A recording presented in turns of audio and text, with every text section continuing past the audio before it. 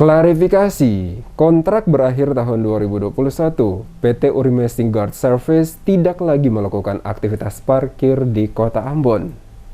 Pemerintah Kota Ambon melalui Kepala Dinas Perhubungan Robi Sapulete menyatakan, tidak benar pengelolaan parkir oleh PT Urimesing Guard Service merugikan Pemkot adalah tidak benar. Pernyataan Kadis Hub Robi Sapulete sekaligus meluruskan pemberitaan melalui media televisi Carang TV terkait perparkiran pada Senin 14 November 2022 di ruang kerjanya pada hari Rabu 16 November. Dalam pemberitaannya, Carang TV menyebutkan pengelolaan parkir oleh PT Urimesing Guard Service dinilai merugikan Pemkot.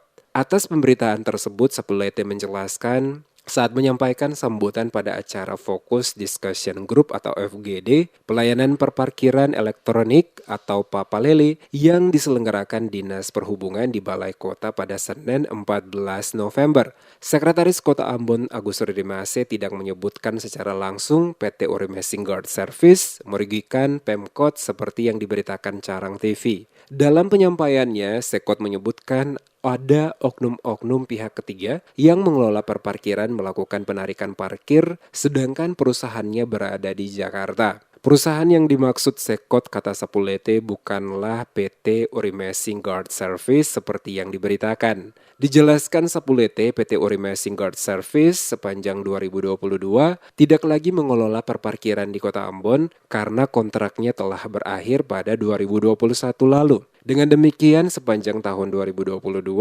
PT Urimesing Guard Service tidak melakukan aktivitas penarikan retribusi parkir. Ditegaskan Robi, klarifikasi ini perlu dilakukan agar tidak menimbulkan persepsi yang salah di masyarakat.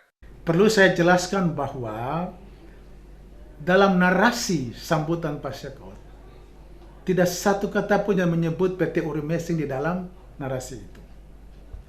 Yang dimaksudkan Pak Sekot bahwa adalah misalnya ada perusahaan dari luar daerah, dari Jakarta atau dari mana, yang datang mengikuti tender di Ambon, mengelola parkir di Kota Ambon, keuntungannya itu dibawa ke daerah lain, katakanlah Jakarta, sehingga uangnya itu tidak berputar di Kota Ambon. Ini yang dalam pandangan Pak Sekot itu merugikan. Tetapi tidak sedikit pun menyinggung bahwa PT Urimesing Guard merugikan pemerintah Kota Ambon dalam hal ini. Sementara itu, pimpinan PT Urimesing Guard Service Ambon, Hempri Nanlohi menyatakan, sejak 2021 perusahaannya tidak lagi melakukan aktivitas perparkiran di Kota Ambon karena kontrak kerja dengan pemerintah Kota Ambon telah selesai. Sehingga pemberitaan yang menyebutkan kalau perusahaannya merugikan Pemkot dari segi PAD adalah sebuah kekeliruan. Cuman beta mau bilang, di tahun 2022, itu PT Urimesing tidak mengelola parkiran di tepi jalan, ruas jalan Kota Ambon. Jadi PT Urimesing itu cuman mengelola pada tahun 2021.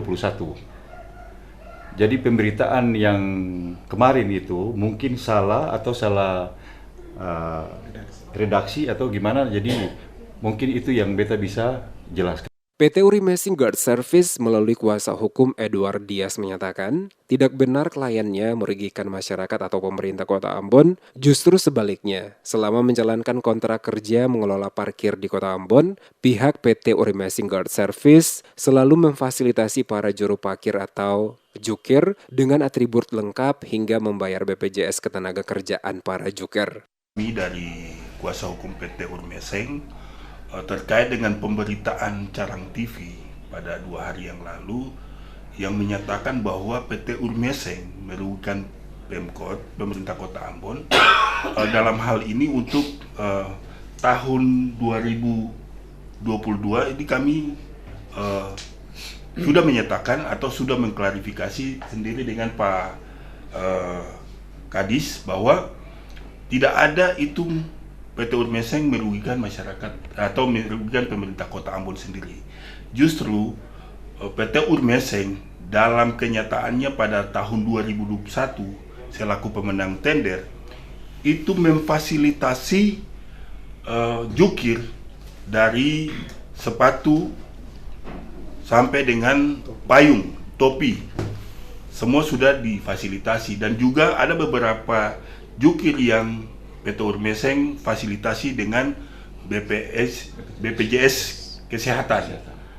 Atas kekeliruan redaksional terkait pemberitaan tersebut, Carang TV Ambon menyampaikan permohonan maaf kepada pemerintah Kota Ambon, terutama Sekretaris Kota Ambon Agus Ridimase, PT Urimesing Guard Service, terutama kepada publik, atas kesalahan pemberitaan yang ditayangkan pada Senin 14 November 2022 lalu. Klarifikasi dan permintaan maaf pihak Carang TV sekaligus sebagai koreksi agar kedepannya lebih mengutamakan kewajiban cek and recheck sebelum menyiarkan atau menayangkan sebuah informasi berita kepada publik seperti yang diatur sesuai dengan Undang-Undang Pers Nomor 40 Tahun 1999.